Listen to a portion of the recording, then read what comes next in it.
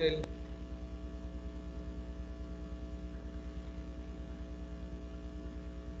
A ver, no lo estoy oyendo. Hola. Hola, ¿me escuchan? Que yo no los oigo, nada más confírmenme. Cual, básicamente la renina como tal. A ver. Algo está pasando que no oigo. Pascal, está apagado tu micro.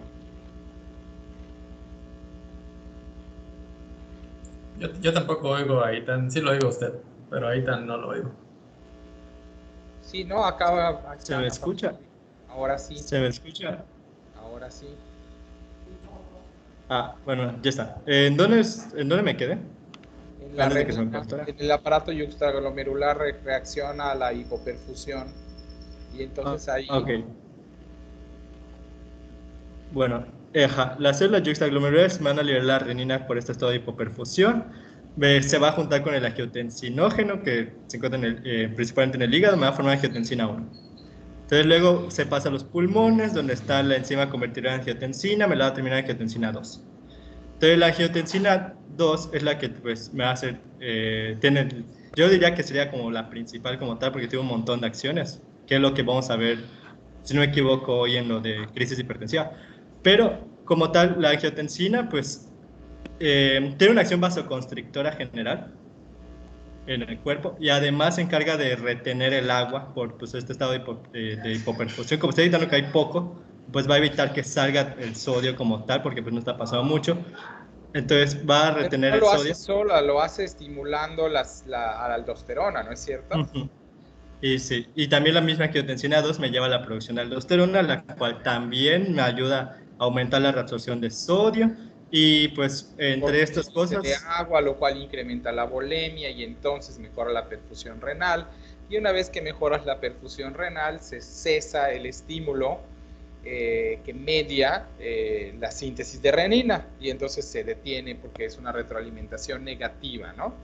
La uh-huh. retroalimentación negativa se logra cuando la perfusión llega a niveles de suficiencia. ¿Sí? ¿Es correcto? Sí. Pero entonces aquí el asunto es que la angiotensina tiene dos efectos. Uno es la angiotensión, creo que el nombre es muy didáctico, ¿no? Tensa los vasos o incrementa o genera vasoconstricción. Y el número dos es la reabsorción de sodio y agua, en parte por ella misma y en parte mediada por la aldosterona. En ambos casos aumentas por un lado la presión dentro del sistema y por el otro lado la cantidad de líquido disponible dentro del mismo, que también incrementa indirectamente la presión. Eso es lo que hace el sistema. ¿Por qué es tan importante entender todos los procesos del sistema renina angiotensina aldosterona? Bueno, porque familias enteras de hipertensivos se asientan en este mecanismo, ¿no? En este proceso. Entonces, pues hay que tener en cuenta, hay que tomar en cuenta, comprender bien, porque cuando hablemos de IECAS y ARAS,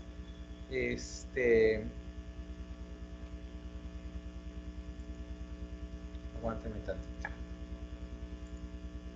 Ya está.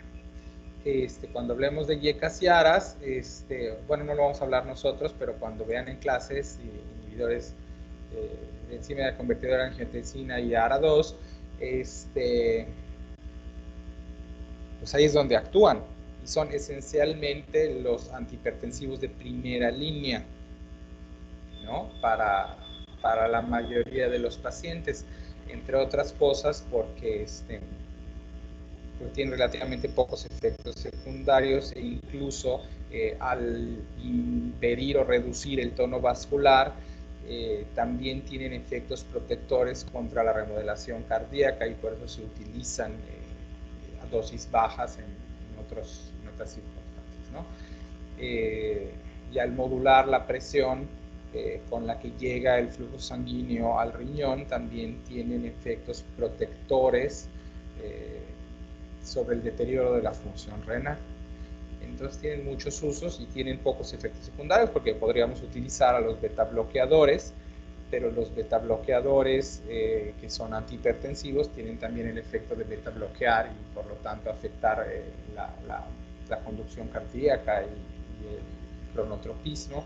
Podrías utilizar los bloqueadores alfa-adrenérgicos, pero esos son vasodilatadores sistémicos que llevan un riesgo significativo de hipotensión, al igual que los bloqueadores de canales de calcio, y en cambio, cuando tú utilizas un inhibidor de YECA o de ARA, generalmente tienes pocas probabilidades de tener hipotensión porque inhibes un sistema,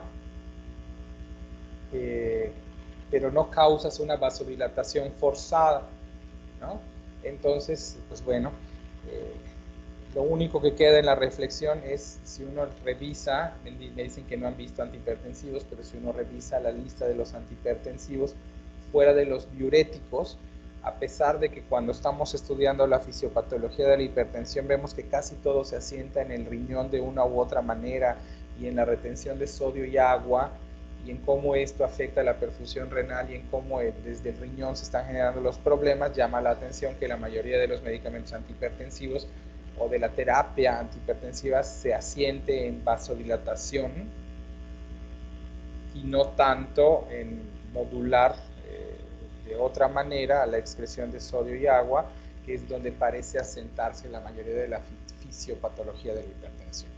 Pero aún viendo esto, es razonable o es fácil visualizar cómo particularmente aquellos medicamentos que actúan en el sistema renina-angiotensina-aldosterona sí resuelven la hipertensión por ambos frentes, por la vasoconstricción y por la excreción de sodio y agua o por la limitación de la reabsorción de sodio y agua. Por eso es que son terapéuticas de primera línea. Ok, no sé si hay algo más que quieran comentar de renina-angiotensina-aldosterona que haya quedado pendiente o que no, o que les parezca que sea importante compartir con sus compañeros.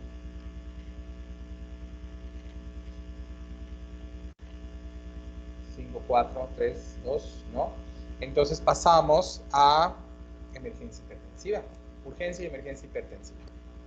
Entonces, alguien, antes de que empecemos a hablar de las teorías, porque va a ser más difícil meternos paso por paso a las teorías en urgencia y emergencia hipertensiva, sino que queda más bien justo a lo que me decía su compañera, repercusiones agudas, va a ser básicamente la clase solo de ella. Pero, ¿cuál es la diferencia entre una urgencia y una emergencia hipertensiva? ¿Quién que no sea Sheila? Bueno. Pues tengo entendido que tanto la emergencia como la urgencia se presenta cuando hay un incremento de la presión arterial excesiva, pero la diferencia es que en la urgencia aún no ha habido un daño como tal en los órganos blancos. Hay riesgo de que ocurra, sí, pero no ha habido el daño. En cambio, en la emergencia ya está habiendo el daño en los órganos blancos, que puede ser el cerebro, los riñones, el corazón y todo. Esa es la diferencia más que nada. El daño, si ya ha habido o no ha habido el daño. Daño o no daño órganos blancos. Todos, otra vez, todos, y si no Sheila nos va a ayudar. ¿Por qué llega un paciente a una urgencia hipertensiva o a una emergencia hipertensiva? ¿Cómo es que llega ahí?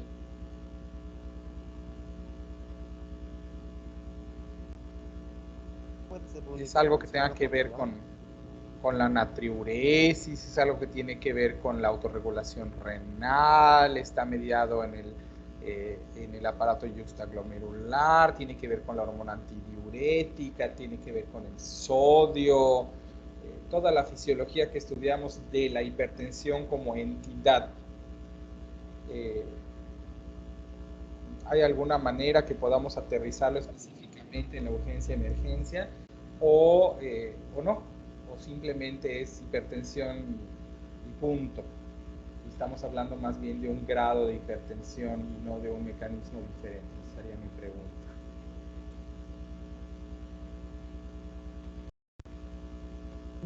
Pues que yo recuerde, mencionaba que no, o sea, en los artículos que leí no mencionaba como una explicación como universal de por qué se daba, sino simplemente como que habían varias variables en las que, por ejemplo, mencionaba que habían personas que podían tener una urgencia hipertensiva o inclusive tener una presión arterial excesivamente alta sin presentar ningún síntoma o sin presentar una urgencia hipertensiva, porque decían que habían veces que el cuerpo como que se adaptaba y, por ejemplo, mencionaban que cuando una persona tenía una urgencia hipertensiva o una emergencia hipertensiva, no necesariamente tenían que bajarle la presión arterial a lo que se considera como un rango normal, sino que con bajar un 20% era conveniente, porque igual si bajabas demasiada la presión arterial, el cuerpo lo consideraba ahora como una hipotensión, a pesar de que estaba alta la presión arterial. Esto que estás diciendo es bien central. De hecho, faltó una categoría que es crisis hipertensiva.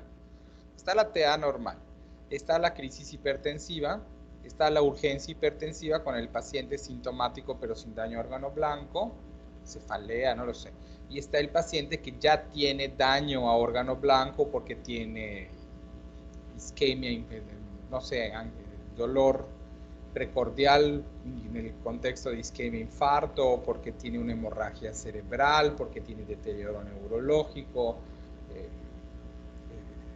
que es como le llamamos emergencia. Pero ciertamente el paciente no llega, dado los mecanismos fisiopatológicos que describimos ayer, el paciente no llega de la nada a emergencia hipertensiva.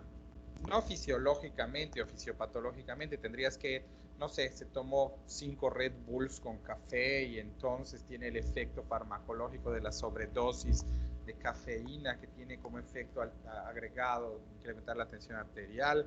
Alguien inadvertidamente le pasó norepinefrina o adrenalina y entonces, no lo sé. Pero fuera de esos escenarios específicos, los pacientes no pasan de la nada o de la normotensión hasta la emergencia hipertensiva en el término de ni siquiera de pocos días, ¿no? Sino que es un proceso gradual. Y entender esto es central cuando uno está hablando de hipertensión, porque entonces para cada cambio gradual hay cambios adaptativos, cambios orgánicos adaptativos, como tú señalaste, que hacen que los sistemas se acomoden. Porque recordemos, si al riñón está llegando poca presión, echa a andar el sistema renina-angiotensina-aldosterona, retiene agua y entonces se libera la hormona antidiurética y entonces retienes agua también y aumentas la volemia y tensas los vasos. De acuerdo, ¿no? Pero si el sistema está desarreglado porque hay un incremento de la sensibilidad al sodio o porque tienes un deterioro de la retroalimentación o del balance glomerulotubular o porque tienes una producción inapropiada por una mala sensibilidad a nivel cerebral, tienes un exceso relativo de hormona antidiurética o tienes una actividad adrenérgica incrementada, no sé la razón que sea, y tu paciente está crónicamente hipertenso, podría estar hipertenso por un problema carotidio, y entonces aunque la renina no se esté generando, pues el sistema carotidio te está generando un incremento de la presión arterial que va a afectar al riñón. Recordemos entonces que también hay mecanismos que regulan el exceso de presión a nivel renal y a nivel de otros órganos, por cierto, que van a generar cierre de los lechos vasculares para reducir la presión con la cual está llegando la sangre al órgano en cuestión. Y esto para ponernos de regreso al riñón. Entonces, si yo tengo una presión arterial elevada generada a nivel adrenérgico o del sistema nervioso autónomo, ¿no? Hay un aumento del tono vascular mediado por el sistema nervioso simpático, las arteriolas aferentes renales se van a cerrar porque hay presión excesiva para limitar la presión con la que me está llegando la sangre, ¿no? Para que no se me dañe el glomérulo. ¿Tiene sentido esto que les estoy diciendo? Sí, doctor. Sí, doctor. Si esto ya pasó y entonces ahora tú le bajas a tu paciente que tiene 180, 110 de TA desde hace varios meses, le bajas la presión a 110, 70, efectivamente tu paciente está, comillas, normotenso, pero esos cambios adaptativos van a generar que el riñón se hipoperfunda y entonces vas a tener daño renal por hipoperfusión y entonces el sistema va a tratar de vasodilatar para compensar el problema de la caída de la perfusión renal. Y por eso la recomendación del descenso de la presión arterial en el entendido de que hay un montón de lechos vasculares cerrados como medida de protección, arteriolares cerrados como medida de protección hacia el daño a órgano blanco, pues si tú bajas de golpe la presión es como si infartases o isquemiases un montón de tejidos, ¿no?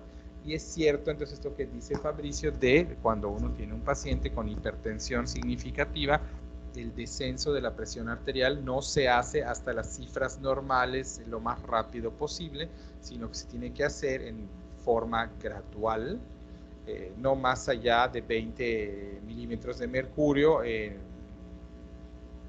la primera intervención terapéutica, y esa es como la meta. Calderón, ¿qué pasó? Sí, igual comentando de esto, si leí que si se baja la presión de golpe en un paciente pues que tiene una presión arterial muy alta, eso es una de las razones por las cuales puede llegar, pues se puede llegar a isquemia cerebral y accidente cerebrovascular igualmente. Claro, claro. Y a necrosis tubular aguda y a otro montón de cosas, ¿no? Entonces, ojo con esto, entender que hay un montón de sistemas y que podría estar la razón de la hipertensión solo en uno de ellos, significa que, bueno, los demás van a adaptarse en forma correspondiente para proteger a los órganos blancos, ¿no?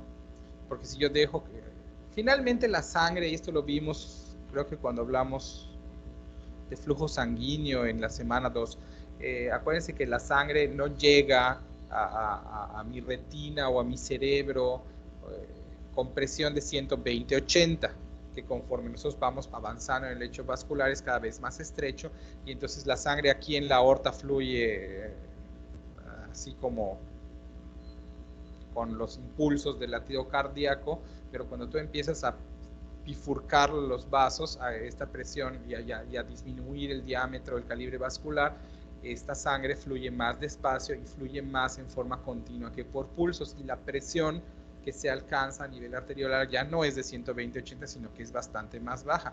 Sin embargo, hay cierto grado de presión que el sistema arteriolar tolera, y que cuando te subes de eso e incrementas la presión hidrostática, aplican las leyes de Starling y entonces el agua se va a salir y entonces vas a tener hipoxia tisular porque el agua se está fugando, entonces incrementa la presión hidrostática. O sea, hay como una serie de consecuencias por el hecho de mandar sangre a más presión de la adecuada. Y entonces una de las maneras de limitar la fuga de líquido a tercer espacio y la hipoxia tisular resultante, porque estás aumentando, ya sabes, si se acuerdan, cuando hay un desequilibrio de las leyes de Starling y hay fuga de líquidos a tercer espacio, se incrementa el hiato que tiene que atravesar el oxígeno desde la hemoglobina hacia la célula, y entonces hay hipoxia tisular. Uno de los mecanismos que protegen esto es cerrar las arteriolas, lo cual paradójicamente incrementa más la presión arterial sistémica, para proteger a los tejidos que están al final del árbol vascular contra los efectos deleterios del desequilibrio de las fuerzas de Starling y la fuga de líquidos a tercer espacio. Estos cambios adaptativos limitan la presión con la que llega al final del árbol la sangre, y por lo tanto el impacto es mínimo hasta que la presión es tanta que se traduce en un incremento de la presión hasta el final del árbol vascular, y entonces es que el paciente puede tener, por ejemplo, hemorragia cerebral secundaria a emergencia hipertensiva, asociada a emergencia hipertensiva. ¿Sí me explicó? Sí, doctor. Sí, doctor. Obviamente, esos cambios protectores, si tú le bajas de golpe la presión al sistema, acaban en el efecto contrario, que es isquemia. Por un lado, si está demasiado hipertenso, se le va a reventar la arteria y va a sangrar. Y si le bajas demasiado pronto la presión arterial, entonces se va a hipoperfundir y se va a infartar el cerebro. Entonces tienes que cuidar por ambos lados, y por eso el descenso es gradual. Lo cual me lleva esencialmente a, tú no puedes saber en un paciente con urgencia o emergencia hipertensiva en dónde está el mecanismo fisiopatológico que llevó a la hipertensión, ¿no? Porque puede ser cualquiera de todos los que mencionamos, o de hecho la suma de varios de los mecanismos fisiopatológicos. Pero entender, aquellos que no están afectados van a obrar en sentido contrario, como mecanismos compensadores que protegen a los órganos blancos, ¿okay? Y que cuando uno interviene en la terapéutica de la urgencia de emergencia hipertensiva es eso. Y también está el entendido, bueno, ¿por qué? Pregunto, ¿cuáles son los datos clínicos de emergencia hipertensiva? Uno, ya dijimos, es hemorragia cerebral. ¿Cuáles otros hay? La confusión mental, tal vez. ¿Por qué? Pues como que bueno, en este caso, si se baja la presión arterial, pues está hipoperfundiendo el cerebro. Entonces, por lo tanto, puede ser que la persona pueda llegar a ese punto. Podría llevar hipoperfusión cerebral, es correcto. ¿Qué más podría pasar?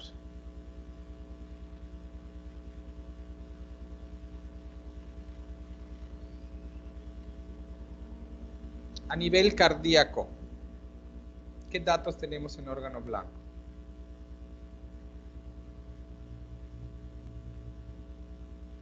Al corazón. El corazón es órgano blanco de la emergencia hipertensiva, ¿no? Gente. Sheila. Sí, doctor, el corazón es un órgano blanco que se ve afectado. Puede haber disección aórtica aguda, cardiopatía. Espérate. Pues bájale 2 rayitas. El corazón, luego vemos, porque la disección aórtica aguda, sí. ¿Por qué habría disección aórtica aguda, ya que la tocaste, que ese es más fácil? Pues es que lo que sucede es que cuando hay una dilatación de la aorta, esto va a ser causado tanto por la combinación de la aterosclerosis y de las altas presiones sanguíneas que están habiendo. Entonces se va a desgarrar la íntima del vaso, permitiendo el ingreso de la sangre pues, a la pared aórtica, que progresivamente es separada en 2 capas. De hecho, también nos mencionaba que por eso se debe de evitar el uso de vasodilatadores arteriales directos, porque esto puede aumentar la actividad simpática. Entonces se ocasionaría taquicardia refleja, aumentando la velocidad de eyección, y pues de esta manera pues se perpetuarían las fuerzas de tensión sobre la pared aórtica. Entonces finalmente lo que va a causar es que se va a agravar la magnitud. Aquí ya tocaste un montón de cosas que aterrizan toda la fisiopatología que vimos en las clases pasadas. Hay un endurecimiento o aterosclerosis o arterioesclerosis que ocurre gradualmente con la edad, ¿no? Y que se ve incrementado, habían hablado, por las fuerzas de cizallamiento, que son cada que late el corazón en los grandes vasos se genera un pico de presión arterial que va distendiendo las paredes de los grandes vasos.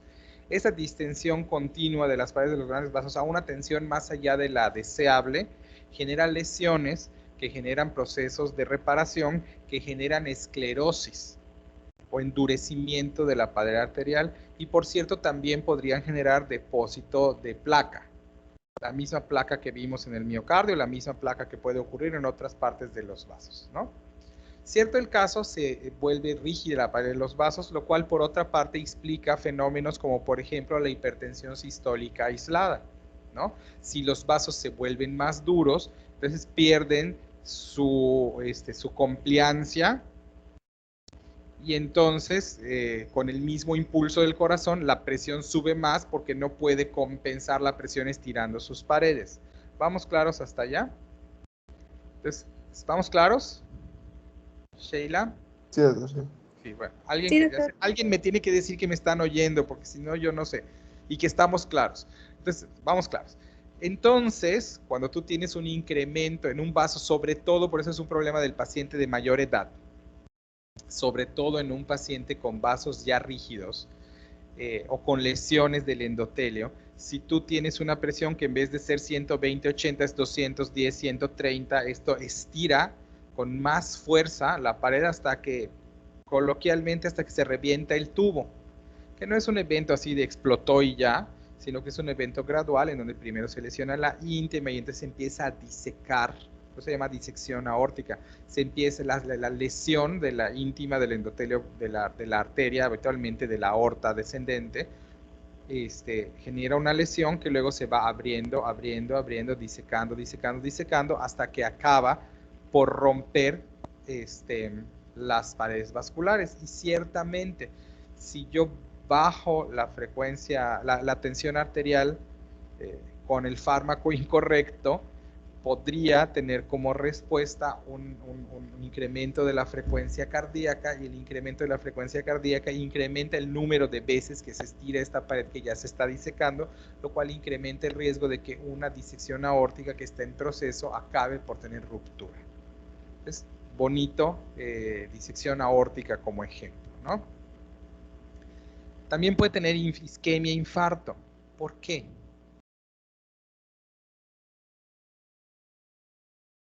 Cualquiera, porque ya lo vimos en la clase pasada, pues no en la clase de ayer, no, de antier, pues, pero en las clases pasadas. ¿Por qué haría isquemia, infarto un paciente que tiene elevación inaceptable de la tensión arterial? Podría ser. ¿Me escuchas, Albert? Creo Sí. que está mal. Sí. Podría ser porque como tiene hipertensión, pues están aumentadas las resistencias.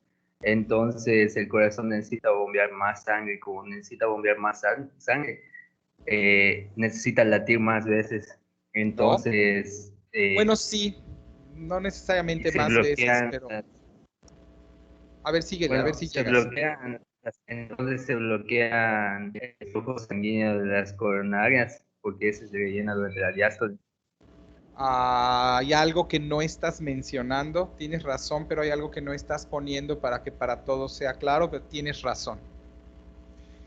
Ahorita voy a llenar los espacios.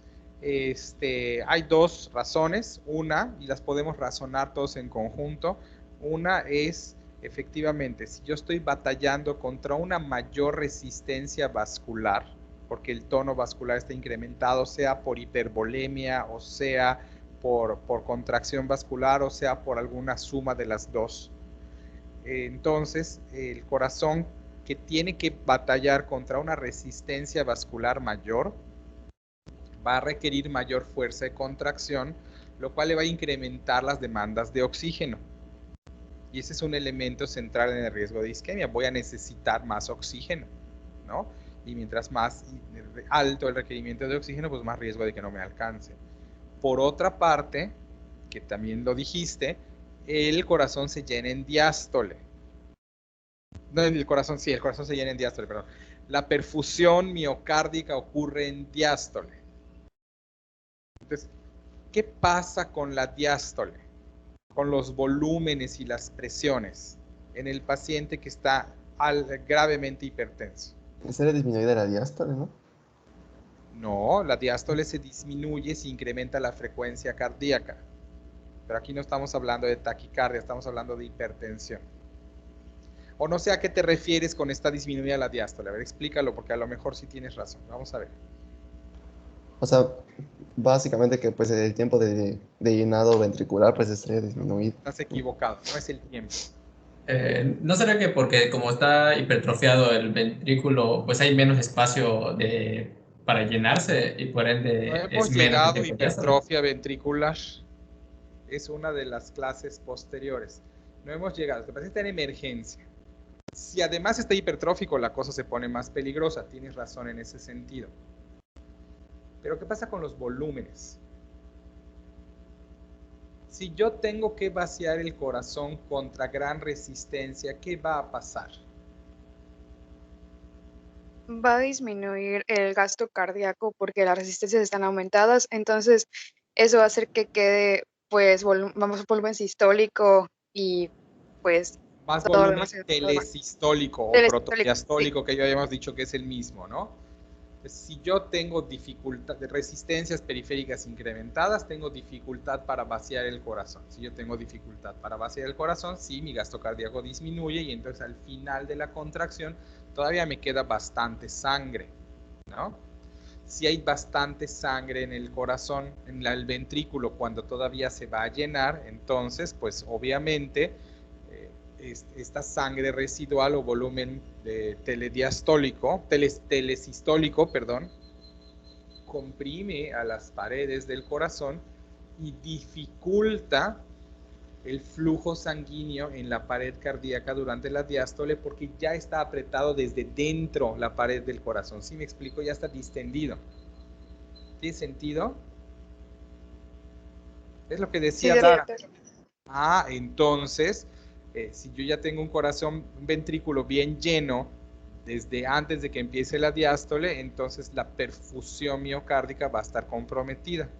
Aún más si el paciente ya tiene cardiomiopatía hipertrófica, porque entonces el flujo requiere recorrer un grosor de miocardio mayor, ¿no?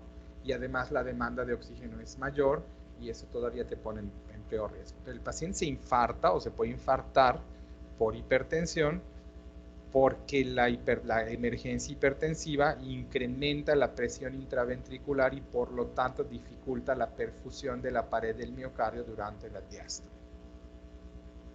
¿Tiene Doctor, sentido? Dígame. entonces como hay mucha sangre, o sea, mucho volumen telesistólico, entonces no voy a requerir mucha sangre en la diástole y por eso disminuye la perfusión miocárdica. Sí, en parte la diástole está comprometida, pero acuérdate que la diástole, que es la relajación, es la que permite, cuando estás en sístole, está apretado el músculo ventricular, el miocardio, y por lo tanto la sangre no puede entrar. Cuando se relaja el músculo es que la sangre puede fluir, porque ya no está apretado el músculo. ¿Ya estás visualizando esto? Sí, sí, sí. Si ya relajé el músculo y se permite que fluya la sangre, pero desde dentro del corazón la sangre está empujando porque está a presión dentro del ventrículo, entonces se impide, se comprimen las arterias desde dentro del corazón por la cantidad de sangre que está dentro. ¿Me explico? Sí, y esa cantidad de sangre que está dentro igual reduciría el espacio para la nueva sangre que vendría, ¿no? De la aurícula. Claro, claro. Por eso tu paciente, otro de las manifestaciones de emergencia hipertensiva es edema pulmonar. Sí, sí, sí, eso sí. Y ahora ya lo acabas de hacer. Se cae del árbol la cadena de conclusiones Sí. que te digan ¿qué haría edema pulmonar un paciente por emergencia hipertensiva? Bueno, pues porque por la misma razón, como está comprometido el volumen protodiastólico, telesistólico está incrementado, entonces ya está lleno el ventrículo y entonces la aurícula no se puede vaciar y entonces esto se incrementa la presión en el sistema y entonces no se drena la sangre del pulmón y entonces tu paciente hace edema pulmonar. Sí, sí, exacto. No me fui muy rápido, compañeritos. Si alguien no lo entendió, lo repetimos, ¿eh? Yo lo veo bien. Sí, sí. ¿Todos estamos claros en eso? Sí, doctor. Vean y qué providencial que esté hipertensión al final del camino, porque entonces estamos construyendo sobre todo lo que ya sabemos para entender por qué, y es el espíritu de la clase de fisiopatología, que ustedes entiendan por qué le pasa lo que le pasa al paciente. Y una vez que van amarrando esto con todos los conceptos de las clases anteriores, pues estamos apostando a que cuando vayamos a hablar de otras enfermedades que no están aquí, o cuando ustedes en los próximos semestres aborden otras enfermedades, digan, ah, pero en los vasos pasa esto, pero en el corazón pasa esto, pero con la oxigenación pasa esto, y entonces empiecen a atar cabos y comprender lo que pasa con sus pacientes, y eso hace infinitamente más sencillo entender enfermedades. De hecho, ya están estudiando enfermedades, ¿no? Que es lo que querían hacer desde que entraron a esta facultad. Doctor, Dígame. me surgió una duda con lo de la disección aórtica. ¿Hay un modo de saber que el paciente, pues que tiene una emergencia hipertensiva, tiene la disección aórtica y con eso vamos a saber qué tratamiento darle o no hay forma? Generalmente no es tan fácil, es dolor como única manifestación, o como manifestación principal, a veces disfagia dependiendo del nivel en donde esté, pero no, a veces no da muchos síntomas más allá del paciente está hipertenso, hasta que sangra. Ahora tampoco es una progresión que haga en minutos, ¿no? Entonces, no, la respuesta corta es no hay una manera fácil, más allá de que le hagas un estudio de imagen para que veas si está pasando o no. en el paciente con dolor precordial o paraesternal, que está hipertenso, de repente el estudio de imagen resulta conveniente para saber eso, ¿no? Pero un poco no importa, porque el manejo de hipertensión habitualmente, de crisis de urgencia o emergencia hipertensiva, habitualmente se hace con inhibidores de la enzima convertidora de angiotensina, con YECAS, como captopril o enalapril, ¿no? O todo lo que termine en pril, porque no son los vasodilatadores que dijeron que estaban contraindicados. En pediatría sí usamos hidralazina, pero hay razones. La principal razón es toda la fisiopatología que hablamos de la disección aórtica. Pues al paciente pediátrico no le aplica porque no tiene la esclerosis, porque no ha vivido lo suficiente para desarrollarla. Y por otra parte, los mecanismos que llevan a hipertensión en el paciente pediátrico habitualmente son más adrenérgicos que renales. Es una cuestión más avanzada, ¿no? Entonces, normalmente nosotros en pediatría manejamos las crisis hipertensivas más probablemente con hidralazina, aunque también podemos manejarla con captopril y enalapril. Y en el adulto la recomendación inicial es manejar captopril o enalapril como primera línea y no hidralazina por las razones que ya habías mencionado. Ok, gracias. ¿Algún otro, Sheila? Hoy vamos a irnos tempranísimo. Sheila. ¿Hablaron de otro órgano, doctor? Perdón, sí, traías diapositivas para ver qué nos faltó. A ver. Sí, hice unas. Ahorita las pongo. Sí, porque a lo mejor de ahí agarramos, pero la verdad es que como nos va a quedar para mañana, mañana y pasado nos quedan repercusiones crónicas y los temas son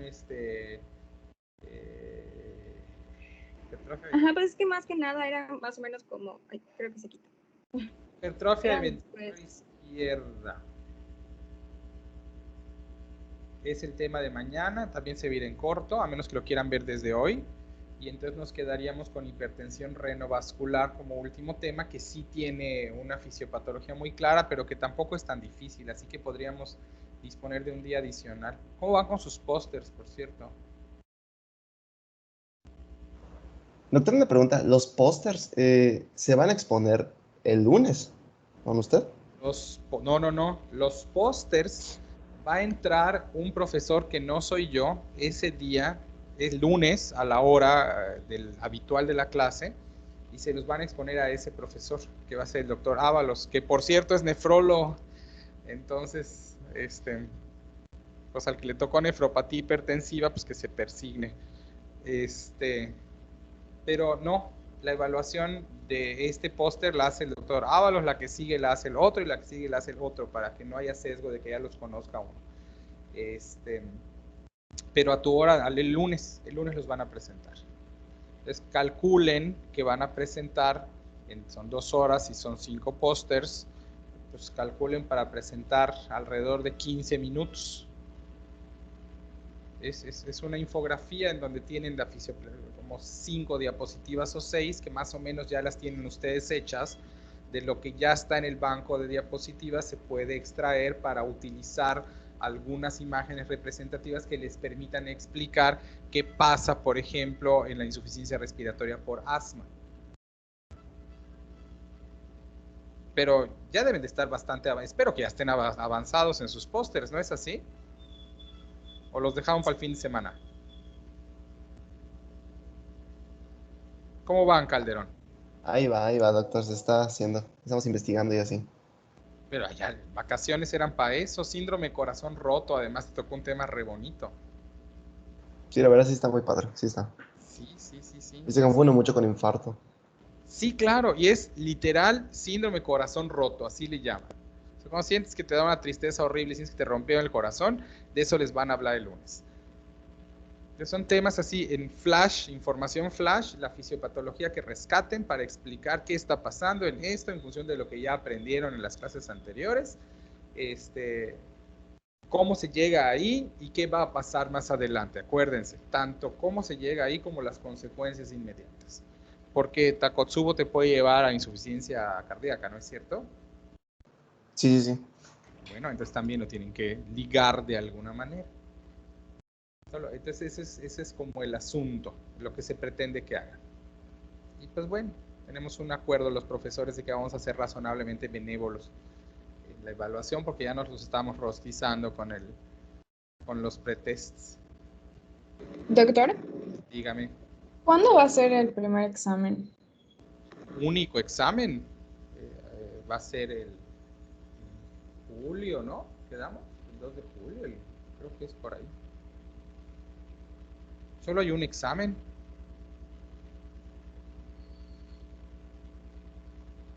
Dios bendito, ¿verdad?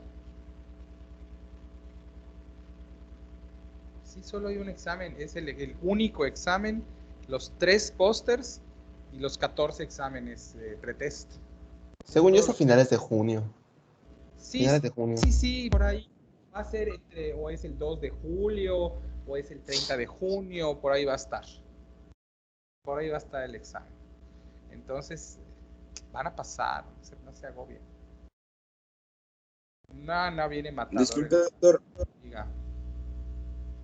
Una pregunta. ¿El examen que es de diabetes es para el domingo o para el lunes? Porque la fecha sale programada para el lunes. Lo moví para el lunes. Estaba para el domingo. Okay. Sí. Pero lo moví para el lunes porque como vamos a ocupar una de las clases, o sea, como vamos el lunes o el martes otros grupos a presentar el póster, entonces les daba chance de un día más. Sobre todo para ustedes, por ejemplo, que están presentando su póster el lunes, que van a querer repasar algo para presentar el lunes en la noche, en vez de estar preparando al mismo tiempo el pretest y el póster, ¿no? Entonces, en beneficio de que el lunes nadie tenía clase, podemos tener el pretest el lunes. ¿Sí me explicó? Sí, doctor. Gracias. Por eso es que se movió. Yo prefiero que ustedes tengan los pretest el domingo para que no se les monte con las otras clases que tienen que preparar el lunes y el martes y así, pero para que eso pueda ocurrir, el día que ponemos el pretest tiene que ver con el hecho de que ninguno de los 4 grupos puede haber visto ya la clase, porque sería injusto. Se supone que ustedes ya pasaron fisiología. De hecho, no se supone, ya pasaron fisiología. Y además lo repasaron.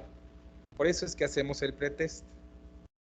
Porque preguntan cosas de la fisiología que ya aprobaron y ya repasaron. Pero no te puedo hacer el examen, el pretest, después de la clase de que revisa los contenidos, pues porque te estoy evaluando mi clase y no tu preparación previa. ¿Es la lógica? Entonces va a acabar siendo móvil en función de cómo avancemos. Lo quedó lunes. La respuesta a tu pregunta es sí quedó lunes. Lo moví a lunes. Para todos los grupos. Ok, gracias.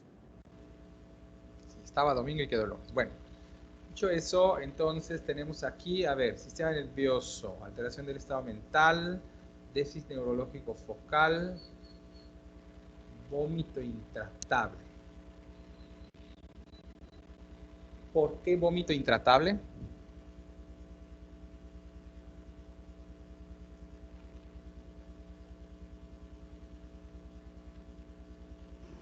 Porque me acuerdo que cuando estaba leyendo un artículo te mencionaba que en el caso de encefalopatía hipertensiva, por lo mismo que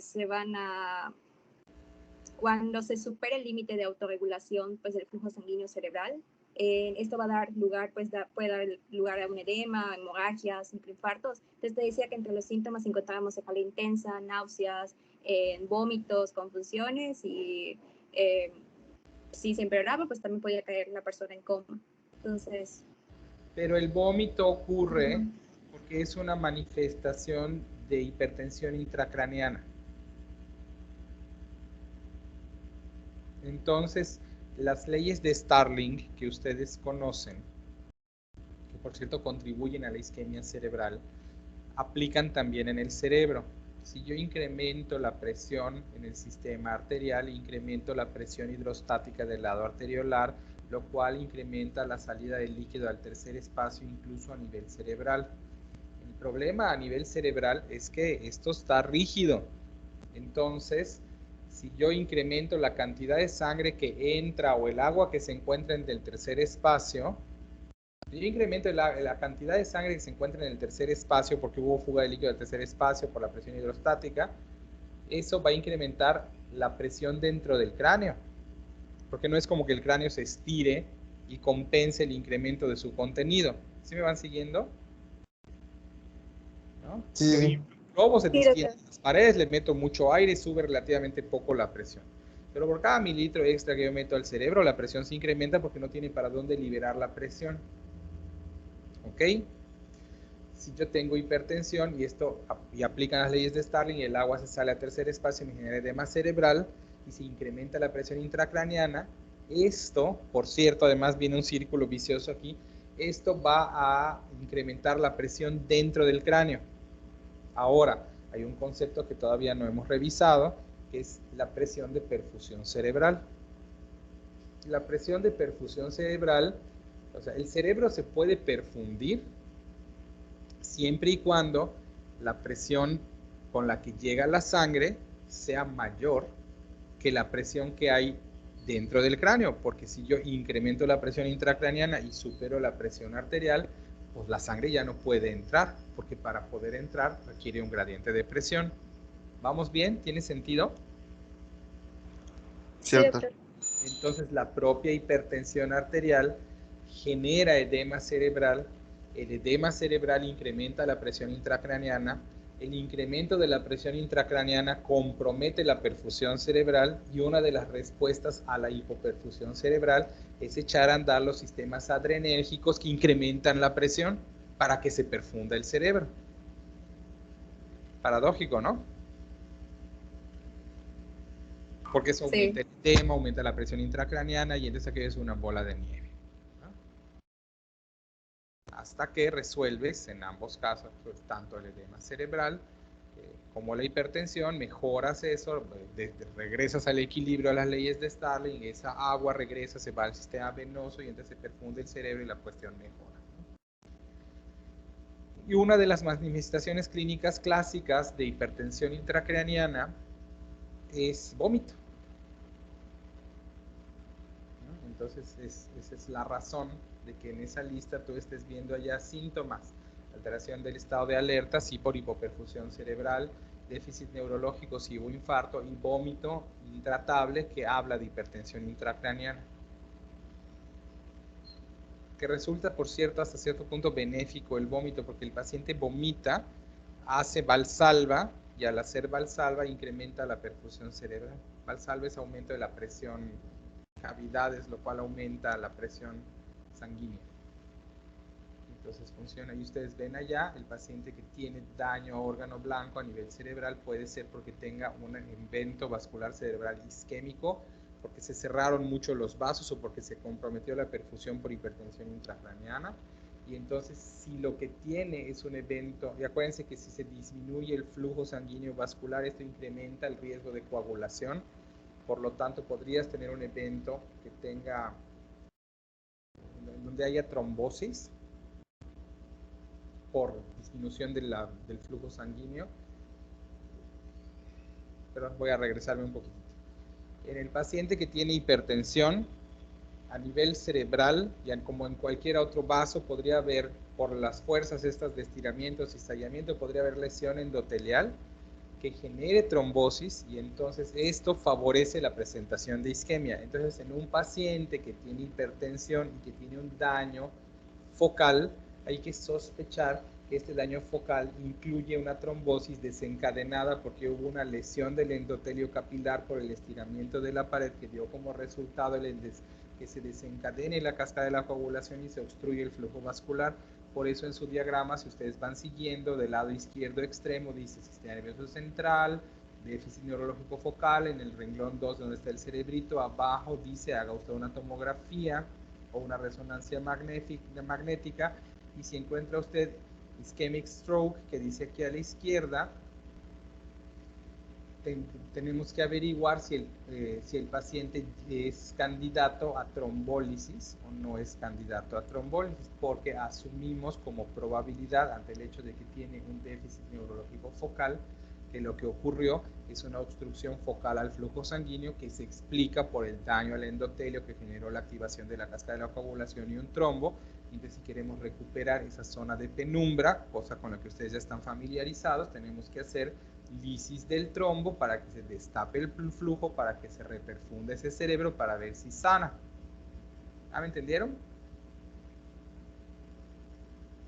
Sí, doctor.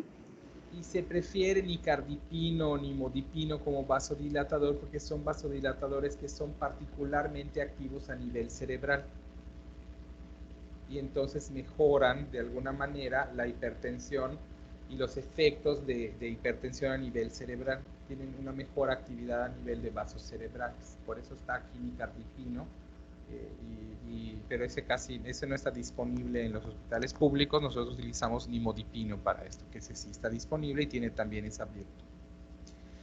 También puede ser que tengas una ruptura de un vaso, un poco al modo de como describimos la disección aórtica, y que lo que tenga sea una hemorragia cerebral como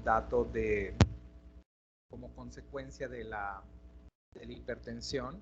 Entonces, en este diagrama estamos viendo que, bueno, sí, podría llegar ahí porque el paciente tenga deterioro de estado de alerta con déficit neurológico focal, pero aquí, si el paciente empieza a sangrar, eso incrementa la presión intracraneana porque ese hematoma que está creciendo ocupa un lugar y desplaza las otras estructuras, y también compromete la presión de percusión cerebral, así que el manejo aquí es urgente, pero de otra manera.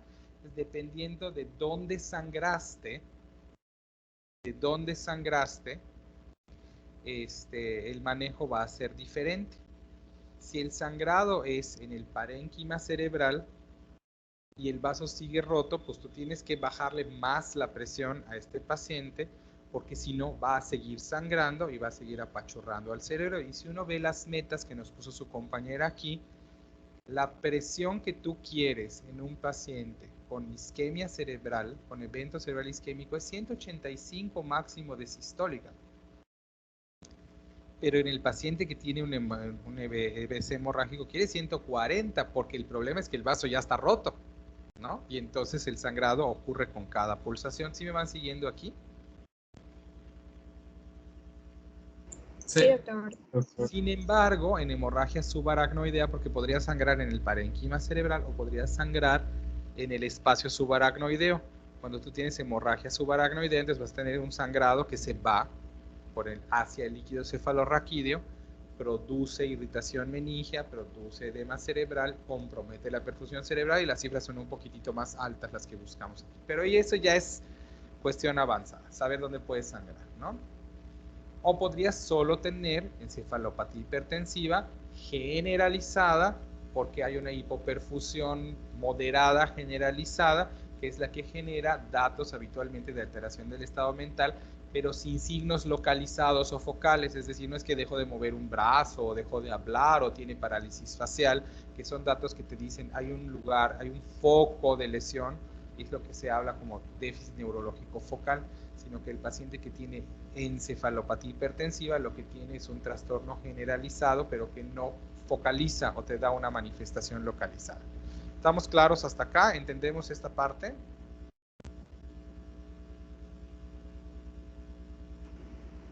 Sí, doctor. Sí, ok.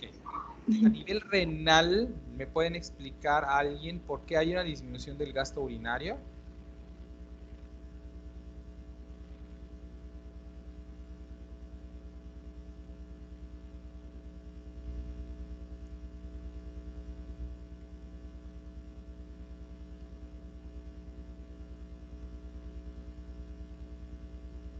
Hola. Bueno, ¿Sí? que alzó la mano. Cordero, alzó la mano, y luego si no Fabricio, que no la alzó. Podría ser porque al estar aumentadas por ejemplo, las resistencias de las de las arterias renales puede estar disminuida la tasa de filtración glomerular? De las arteriolas aferentes glomerulares, no de las arterias renales. Arterial, sí. Lo que dijiste, pero el lugar es si ante la hipertensión tienes una constricción de las arteriolas aferentes glomerulares, eso disminuye la tasa de filtrado glomerular y compromete el gasto urinario. Es correcto. Por eso tienes que bajar la presión arterial para disminuir la contracción refleja de la arteriola aferente para que entonces perfundas el glomérulo sin que se vaya a romper y para que entonces logres el gasto urinario, ¿no? Es correcto. Dolor precordial, ya lo vimos. Doctor, Dígame. perdón, tengo una pregunta. Lo que pasa es que es con respecto a ADH. Pues como en esta crisis o urgencia hipertensiva, pues va a haber este sistema de renina-angiotensina, aldosterona va a estar activado y toda esta onda.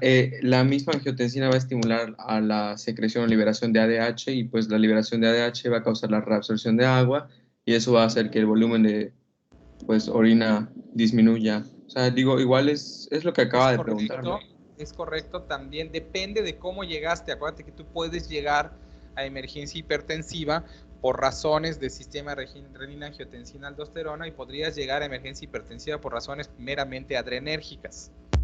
Ok. No en todos los hipertensos está el mismo mecanismo atrás.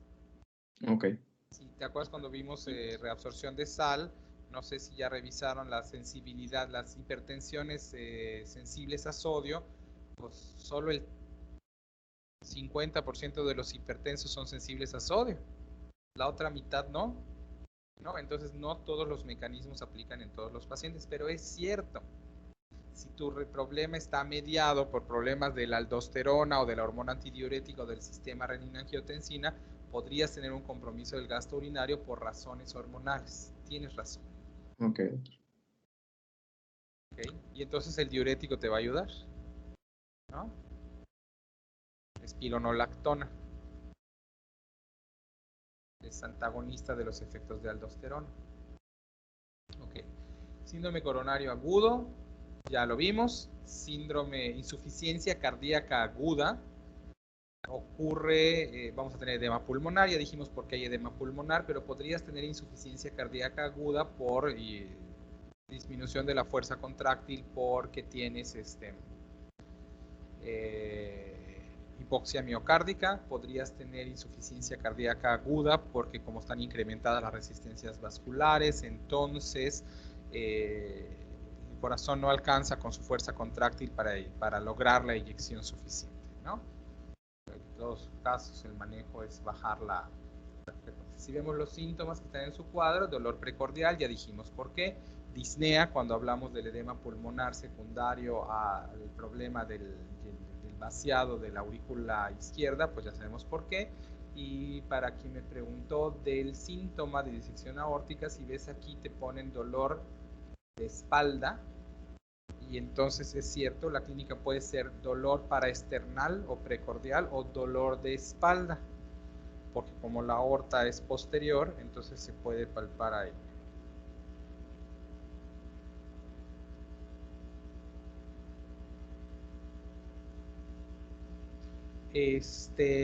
Obstétrico. En obstétrico está hablando. A ver, ¿qué saben del obstétrico, doctora? Pues nos mencionaba que los mecanismos fisiopatológicos, pues tanto de la preeclampsia y de la eclampsia, pues que como que no están correctamente bien entendidos, pero que se consideraba que la elevación de la presión arterial pues podía ser, estaba dada por una disfunción endotelial sistémica asociada pues a la mayor capacidad de respuesta del endotelio, pues a los vasoconstrictores, como pues, sobre todo la angiotensina 2. Entonces, en anexo a una disminución de la sensibilidad de los vasodilatadores, que es lo que a su vez pues, también podría predecir una enfermedad cardiovascular en el futuro, pero pues... Ahí estás yendo muy rápido y no te estoy entendiendo. Perdón. Entonces, era que podía ser por la disfunción endotelial sistémica y era que puede estar asociada a que se aumenta la capacidad de respuesta al endotelio a vasoconstrictores, sobre todo a la angiotensina 2, y pues disminuiría la sensibilidad a los vasodilatadores. Entonces, pues eso es lo que estaría afectando. Sí, es una hipertensión transitoria específica del embarazo, que por cierto se trata interrumpiendo el embarazo, ¿no? Por cesárea, porque generalmente ocurre en forma tardía, ¿no? Entonces lo que haces es una cesárea o inducir un parto para que se salga el chamaco, para que se salga la placenta, y se asume que es, no se conoce, pero se asume que en la placenta se producen ciertas sustancias que aumentan la sensibilidad o la capacidad de respuesta vascular a estímulos vasoconstrictores, y que por eso tu paciente hace hipertensión durante el embarazo, y al salir la placenta cesa el estímulo que sensibiliza estos vasos y por lo tanto deja de hacer hipertensión. Y esencialmente el cuadro clínico es el mismo. Tu paciente embarazada e hipertensa que tiene preeclampsia podría convulsionar por edema cerebral, podría tener dolor precordial, podría tener edema pulmonar, podría tener disminución del gasto cardíaco, lo cual además se ve incrementado, del gasto urinario, perdón, lo cual además se ve incrementado porque estas pacientes, dentro de las alteraciones vasculares que presentan, incrementan la permeabilidad renal a proteínas, lo cual les hace hipoalbuminémicas y por lo tanto les reduce el volumen intravascular. No lo hemos visto, pero es hasta cierto punto tendrían que ser lógico para ustedes. ¿Por qué la baja de proteínas reduce el volumen intravascular? Bueno, lo hace porque si yo bajo las proteínas plasmáticas, reduzco la presión oncótica, y uno de los determinantes de las leyes de Starling, de donde se ve el agua, es precisamente la presión oncótica. Al quitar las proteínas y la presión oncótica, el agua se va a tercer espacio, se sale de los vasos y tu paciente tiene hipovolemia relativa, lo cual compromete la perfusión renal y por eso disminuye el gasto urinario. Y eso es lo que pasa en preeclampsia. Ok, yo creo que ya acabamos, porque mañana tocan las crónicas. Mañana toca hipertrofia ventricular izquierda, que es crónica. Entonces lo dejamos para que Erika nos platique mañana, y hoy pues terminamos temprano, jóvenes. ¿Sale? Pues nos vemos mañana.